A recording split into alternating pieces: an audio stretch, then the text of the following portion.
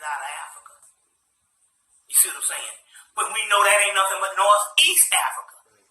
Iraq, Arabia, all of that. You see. So when they had to print this thing in the Washington Post because they got black people there. You see. And so when the soldiers asked these questions, well, what are these black people doing here? They had to make an African migration to cover up the fact that original land was black people, and black people still live on that land. Where they live in Israel, you see what I'm saying? Where they even live as far as Vietnam. You see what I'm saying? You see. So the point I'm trying to make here is, we even have to question that. Take for instance. Well, let me give you one other thing that I want to do to clear this up about the Egyptians and their relationship with the Greeks. Another faction of African people. There's some books called the Alexandria Projects that came out in the early 90s. And so what they wanted to do is they said, well, we want to try to get as much stuff that we know that we benefited from the Library of Alexandria. Which the Library of Alexandria was nothing but a consortium of works that came from the temples to build one central library during the time of Cleopatra and the time of the whole Greek thing. You see. So what happened was they convened and had these conferences, and they had these books that came out, these Alexandria product books that came out, and they mentioned something in there. Roll it, Bobby. What I want to do, like I said before, is I want to clear up some stuff between the relationship of the Greeks and the Hemmites or the Egyptians. Now that we have proven that they are black, the Greeks. You see, they were a Phoenician culture. And the Phoenicians was nothing but a branch of pre-dynastic Egyptians. You see, pre-dynastic Egyptians. Now, in this relationship, the reason why several doctrines had to be handed over to the Greeks is because they understood one thing. They understood that hieroglyphics or metanetta was going to be a dead language for close to 2,000 years, for over 2,000 years. So, understanding these priests, understanding that this stuff was going to be a dead language, they had to give certain things to the cultures that would be later cultures, these later cultures would give the information that will fall in the hands of younger cultures, even younger cultures than the later cultures. So the Egyptian priests understood we have to further this particular information, which eventually went to the Moors. So let me go back to this so you can understand this. In this Alexandrian conference that they had, they came up with the truth in the early 1990s. They said that a 100-year period of Greek rule, 1 to 200 year period, mostly about 100 years, they did one thing. They literally translated metanetta, or hieroglyphics, at the Temple of Dendera, the Temple of Isis, Temple of Esna, a Temple of Komombo, and some Ptolemy temples, and the Library of Alexandria. The Egyptian priests. Now, how can a Greek person, how can a person from another culture know what the Hemmites are thinking if it's not their language? In order for this stuff to be translated and transferred to the Greeks, it was the Egyptian priests. So for a 100-year period at these particular temples and at the Library of Alexandria, What they did is they translated the meta principles, doctrines, and all of the knowledge, a great deal of it, because part of it burned, the Library of Alexandria burnt down twice. But central pieces they had to get off of the mainland of Kemet, and they translated meta into Greek, Latin, Aramaic, Arabic, Amharic, and all of the central Hebrew, all of the central languages that would be the later day languages that would go out for the future. So that entire area, they translated, the Egyptian priests for 100 years, they translated these particular texts because they understood that meta wouldn't survive. You see what I'm saying? And so even the people that the Alexandrian conferences that knew this admitted this in the 1990s. Now even Walter Williams said that the reason he said that a lot of the cultures around it, they had a language they could speak, but they didn't have scripts. So Latin was created by so they would go to Kemet, which was the central place of education. And these cultures would travel to Kemet. And they would say, well, listen, here's a script that's going to go along with your language.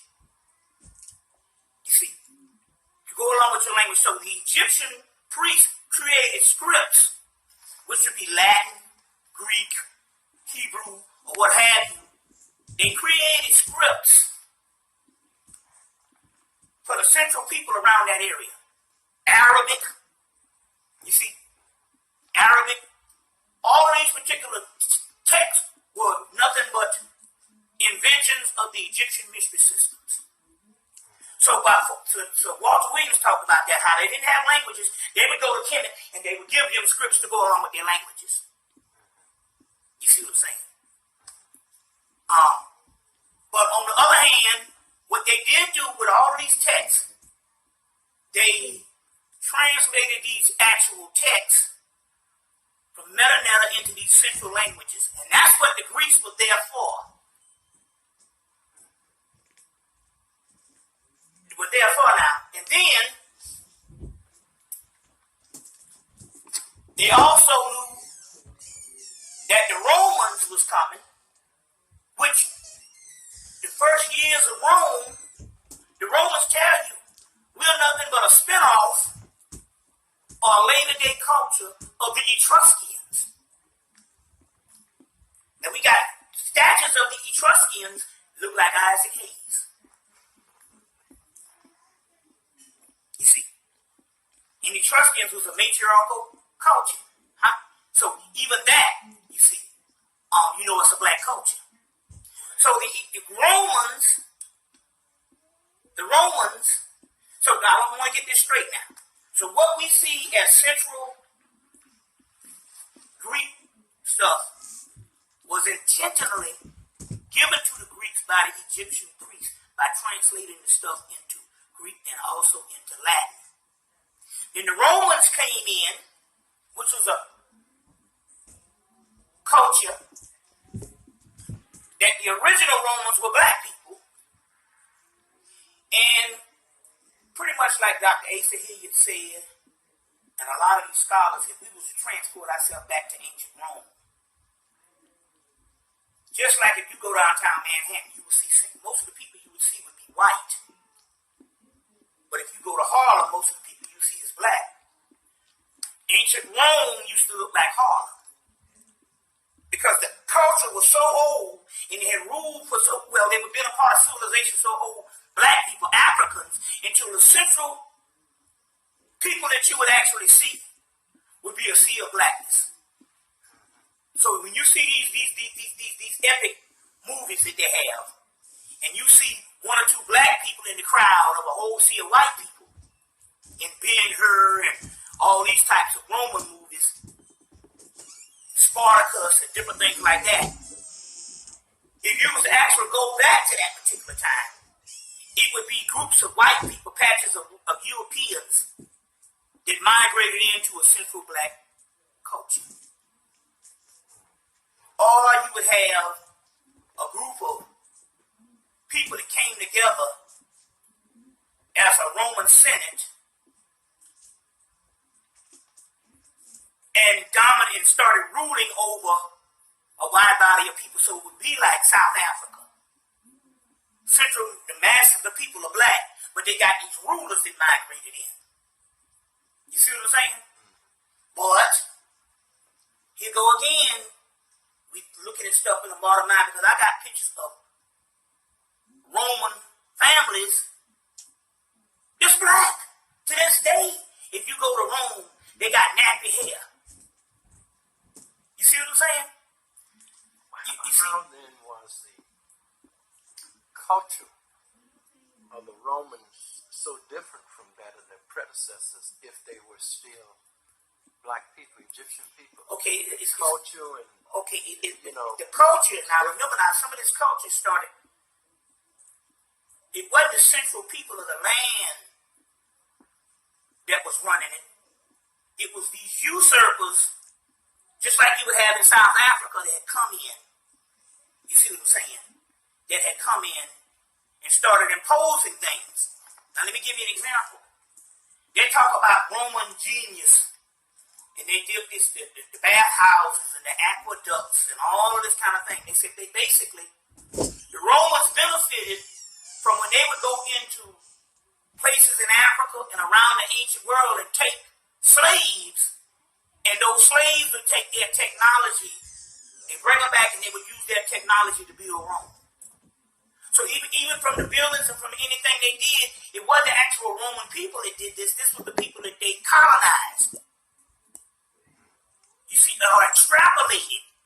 And these geniuses around the ancient world would come in and build a Roman engineering. You see, the Romans didn't do nothing. It's just a small body of people that didn't know how to do but one thing: kill people and have people being killed for recreation in the Colosseum. You see what I'm saying? But here's a people that knew how to acquiesce certain material that they had gotten from the ancient people. So, let me give you a classic story. A classic story was that they were dominating the Hebrew people. And at that time, Hebrew people were black people. The white Jew didn't come into the picture until Spain. He was converted into Judaism. So the ones that were nothing but were nothing but Upper Egypt,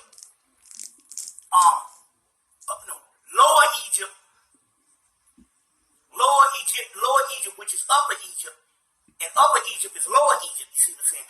So they called the bottom part of Egypt, going into Ethiopia, that was called Upper Egypt. The top part of Egypt they called Lower Egypt. The Lower Egyptians later on became your Hebrews. So we still talk about a branch of Egyptian family. Because even in Hebrew mythology or Hebrew lore, they say that Mizraim is Egypt, and that's one of the tribes of Egypt, tribes of Israel. Then you get the word Israel, Isis, Ra, and El, or Al, because one of the names for Horus is Al. So Israel is Isis, Ra, and El, because Ra is also interchangeable as a form of Osiris, because Osiris is the hidden god. When you get the word Amen, Ra, Amen means hidden. So Isis, Ra, and El, son Horus, Israel. You see what I'm saying? What we're talking about now is just other branches of our family, whether it's Phoenician, whether it's all this type of stuff, whether it's Sumerian, we talking about nothing that was not black. Everything was black.